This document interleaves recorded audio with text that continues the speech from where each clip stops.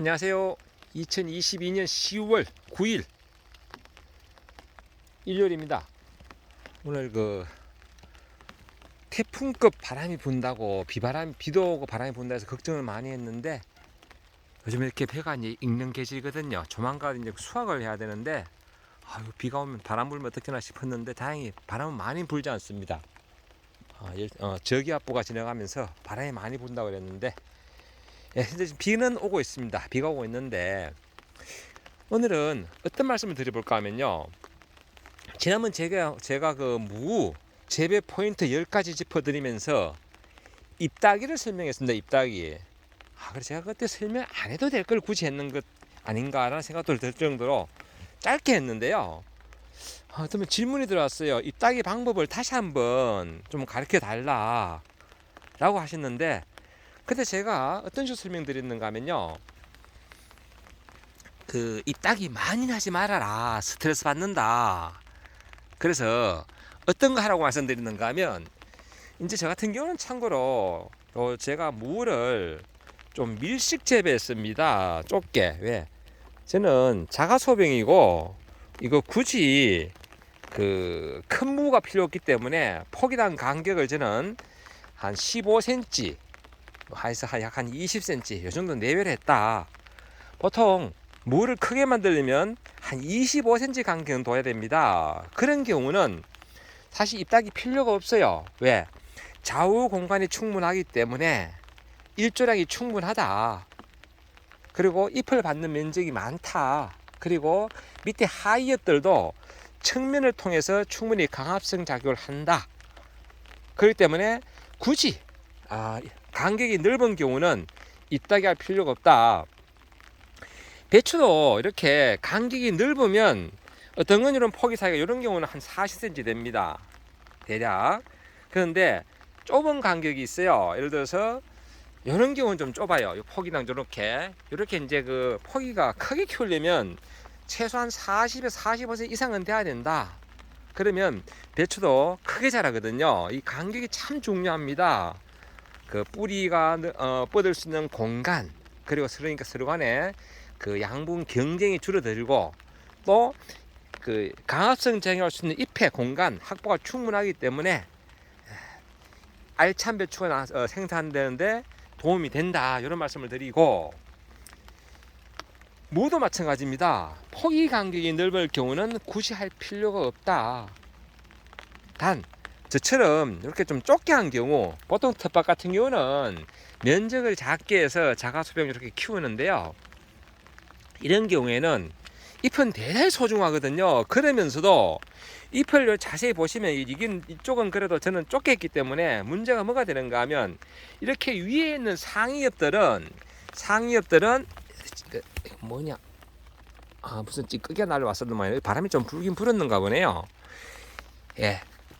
이 상위엽들은 강압성 작용을 충분히 하지만 문제는 밑에 있는 하위엽들은 이렇게 처진 잎들 옛날 어머님들은 좀 많이 땄어요. 무가 보이면 왠지 커 보이거든. 무가 보일 정도로 땄어요.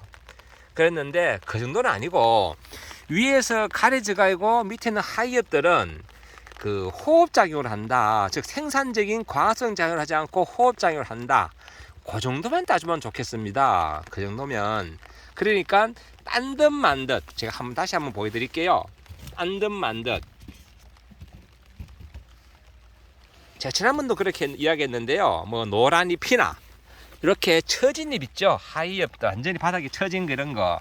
요 정도 하나. 여기는 좀 요 폭에는 겨우 요 하나 정도 딸 정도 있습니다. 이건 너무 많이 따면 요게 예를 들어서 강하게 따버리면요 스트레스 받습니다. 그리고 이 딴 부분에 미세하게 흔적도 남습니다.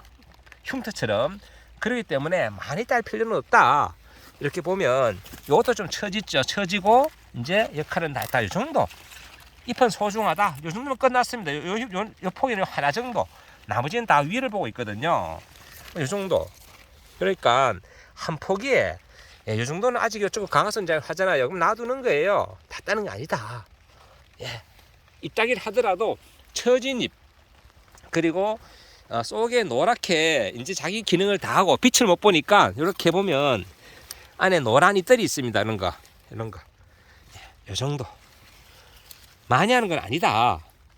이런 거. 처진 거 정도. 여기도 마찬가지 처졌죠? 땅이 닿았죠? 빛도 못 보고, 이런 거. 지 스스로 벌써 꺾기가 있네, 이거는. 이렇게. 이 정도. 그리고 난 다음에 저는 이거를 닭을 준다고 말씀드렸는데요. 이렇게. 처진 거 정도. 잎은 소중하다. 제가 잎이 소중하다는 이야기는 아마 지난번 가지 잎따기 할 때 한번 설명을 드렸을 거예요. 가지 잎따기 할 때. 예, 그때 한번 설명을 드린 바가 있는데, 예, 그때. 이렇게 하면, 자, 한번 살짝 들어볼게요. 이렇게 됩니다. 폭이랑 간격이 저는 이렇게 한 뼘 정도 했기 때문에 요 20cm가 작게 한 뼘이니까 20cm 내외 정도 되겠네요. 이렇게. 이렇기 때문에 저는 강압성 작용 못하는 부분들은 이렇게 잎따기를 한다라는 말씀을 드려봅니다. 지난번 제가 가지도 한번 그런 설명을 드렸죠. 좀 이따 가지도 한번 비교 설명 한번 해드릴게요. 자, 이 보시다시피 이렇게 위에서 가려져가 밑에 있는 잎들, 특히 이런 잎들은 그런 측면에 강화성을 하니까 놔두고요. 이 안쪽에 있는 잎들, 요거 사실 완전히 가려졌잖아요. 이런 경우 이 정도 따준다. 이 정도만 해도 밑에가 좀 훤해 보이죠? 제 느낌인가요? 저만 훤한 건가? 또 복잡하더라도 너무 많이 딸 필요는 없다. 잎은 소중하다. 왜?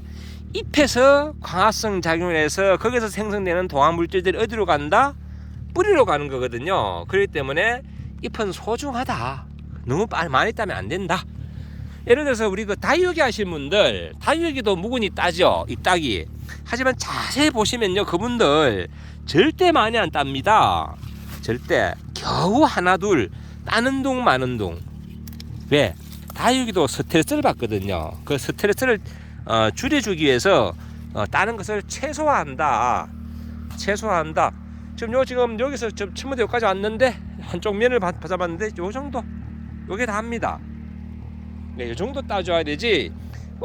뭐 유튜브에서 보니까 잎을 따주라 하더라 해가지고 잎을 진짜 왕창 따버리면요, 보기에는 시원한데 결정적으로 그건 좀 잘못된 방법이다라는 말씀을 드려보고, 여기도 보면요, 이렇게 이제 마탱이 갖는 것들이 있어요. 이렇게 이 정도 하이업 완전 처진 것들, 예, 이 정도. 여기도 이렇게 영립이 져가지고 벌써 처진 것들, 예, 이 정도. 가끔 이렇게 틈나는 대로 이렇게 따면 됩니다. 뭐 많이 따지 말고 그냥 처진 거 정도 딴다. 처진 거 정도. 그러면 안에 영립진 것들도 좀 있어요. 간혹 보면요, 이렇게 좀 영립 졌잖아 벌써요. 이건 기능이 다 됐거든. 그럼 요 녀석은 생산적인 게 아니라 소모적인 것이다. 그러니까 생산을 못하고 이제 자기 역할을 다 한 것들, 이렇게. 이건 뭐 저절로 떨어질 겁니다. 근데 대농 같은 경우는 간격이 넓고 하기 때문에 이거 인건비 들어갑니다. 일부러 할 필요가 없다. 이거 일부러 할 필요는 전혀 없는 겁니다. 저같이 텃밭 하시는 분들, 이렇게 좁은 공간 활용을 하기 위해서 좀 좁게 심으신 분들, 그러면 생산 못하는, 이제 자기 능력을 발휘 안 하는 그런 잎 정도만 따주면 된다. 이런 말씀 드리고, 풀이 났네. 이렇게. 그러면 지금 거의 다 했는데 요거 다 하잖아요, 그죠? 요 정도로 따줘야 된다. 다시 한번 말씀드리지만은 너무 많은 잎은 따지 말아라고 다시 한번 제가 강조드릴게요. 뭐 이거 진짜 제 영상, 지난번 영상 보고 이거 내가 잎을 따주러가 배웠다, 그래서 진짜 시원하게 딴다. 그러면 제가 설명을 많이 잘못한 겁니다. 제가 너무 짧게 설명하다 보니까 이거 제가 많이 잘못된 거예요. 그러니까 좀 더 이해하시고요. 이렇게, 이거 메뚜기가 보이네. 메뚜기. 그럼 이렇게 이제 요 메뚜기하고 방금 이렇게 땄는 잎은 어떻게 하느냐? 제가 닭을 줍니다. 닭. 이거 메뚜기는 오늘 갑자기 제삿날이 돼가지고 여기 다 합니다. 여기 땄는 거 다. 요 정도. 전체에서 여기 딴 게 다 해요. 요거. 요 정도만 따야 된다. 제가 가지도 한번 보여드리겠습니다. 이렇게 닭을 주면 닭 잘 먹습니다. 아이고, 간식 특식 준다고 이게 잘 먹네요. 이렇게. 예, 제가 다시 비교 설명하기 위해서 가지 한번 설명드릴게요. 요건 이렇게 울타리망 밑에 이렇게 다시 올리면 됩니다. 제가 방법 설명드렸죠? 이렇게 안 보신 분들을 위해서 울타리망 치는 방법, 쉽게 치는 방법은 이렇게 전 요 커튼 핀처럼 이렇게 쇠살을 굽혀서 굵게는 뭐 정도 사이즈 하면 됩니다. 이렇게 해서 만들어서 이렇게 그냥 건다. 그럼 별도의 무늬 없이 이렇게 제가 내리고 올리면서 덜락거리고 있습니다. 고라니 방지를 위해서 했는 건데 이 방법을 내리고 올리는 방법을 고라니 모르니까요. 전 이렇게 활용해서 덜락거립니다. 참고로 다시 한번 이 부분 설명드리고 이러면 다시 원위치가 되고요. 망은 아이고 오늘 요 상추가 이래 예쁘네. 요거 오늘 고기 싸면 희한하겠네요. 모듬 상추. 자 이렇게 다시 요건 원위치 해놨고요. 이렇게. 자 그리고 가지입니다. 이게 가지가 이제 드디어 이제 마탱이 간다 그러죠. 가지는 제가 이따기 할 때 지난번에 뭐 어떤 설명을 드렸는가 하면 잎은 참 소중하다. 지금 가지고 4폭인데요. 그 4폭 요래 심었는데 하시도 달린 게 이게 보시면요. 이거 뭐 기력자고 보면 장난이 아닙니다. 예, 이런 게 지금 대략 봐도 아직 한 30-40개 달린 것 같으네요. 이게 아래 위 관계없이 그때 지금 가지 제가 이따기 하는 방법은 어떤 식으로 설명을 드렸는가 하면 예를 들면 그 묵은 잎 따낼 때 이런 큰 잎을 무조건 뚝뚝 따는 것이 아니라 요 잎이 요 위에 있는 새순을 키운다. 그런 경우는 따지 말아라. 새순을 다 키우는 그 하이엽들은 따라. 요즘은 제가 거의 잎따기를 안 해요. 왜냐하면 이게 지금 가지가 이제 맛이 갔다 그러죠. 왜냐하면 이쪽에 최저 온도가 그 9도, 8도까지 떨어졌습니다. 그때 이제 가지들이 저온 피해를 받았습니다. 그렇기 때문에 지금은 그냥 이렇게 달리는 대로 이렇게 따먹고 있는데 이 가지는 참고로 13도 이하 떨어지면 저온 피해 받습니다. 이게 고추는 14도, 가지는 13도. 그리고 그 눈에 안 보이는 생리적인 장이죠. 오이도 마찬가지입니다. 오이도 그래도 이렇게 조금 노출된 부분은 저온 피해 받았고 잎들이 가려진 부분은 그래도 깨끗합니다. 이렇게 이런 가지들이 있는데 이것도 마찬가지로 머릿속에 이것만 기억하십시오. 이렇게 겹순이 나오는데 요 잎 겹순은 누가 키운다? 요 잎이 키운다. 그러니까 요 잎이 키우는 그 동안에는 잎을 절대 따시면 안 된다. 잎은 소중하다 라는 말씀을 다시 한 번 더 거듭드리고 가지 잎 따기 방법은 제 영상 올려놓은 게 있으니까 가지 한번 참고하시고요. 이런 식으로 하면 가지 4포기 가지고 제가 지금 그동안 따먹은 게 지금 여기 보시면 뭐 이거 말고 벌써 하나, 둘, 셋, 넷, 다섯, 여섯, 일곱, 여덟, 아홉, 열 보이는 것만 11, 12, 13, 14, 15, 16, 17 이렇게도 18, 19, 20, 21, 22, 23, 24, 25, 26, 27, 28, 29, 30, 31, 32, 33, 30. 이쪽 측면만 해도 3, 40개 되네요.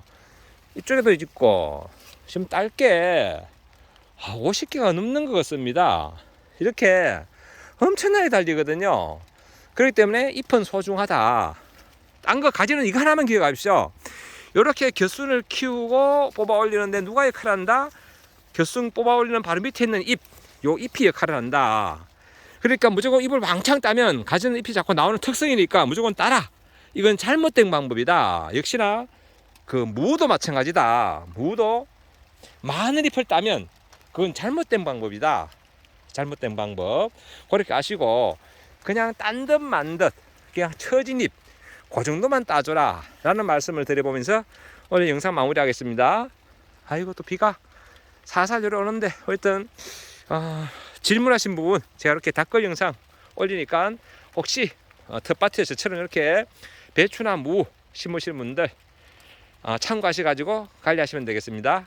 늘 좋은 날 되시고 행복한 날 되시고, 오늘도 이 영상을 보시는 모든 분들의 하루하루가 늘 행복했으면 좋겠습니다. 감사합니다.